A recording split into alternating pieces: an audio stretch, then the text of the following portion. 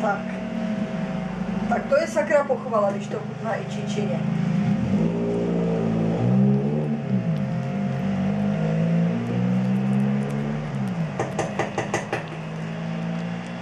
Než to vycvakne.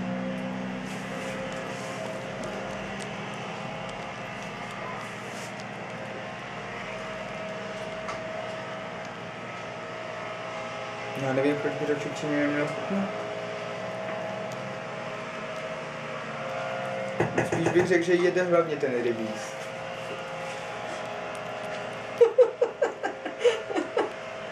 No. Hele. No počkej. Ať se vycvakne obě, ale z větší dálky, ať je to líp vidět. Proč? Kameruj detail. No a než to vycvakneš, tak to bude všechno v šipcích. Točím, No, vidíš. No, tak to ukaž potom na špeněrech mamince. Řekni, takhle dobrý rybíz máš vypěstovaný. Když to vůbec vyfotím. Točím. Netočím. Aha. Už mi minuta a půl.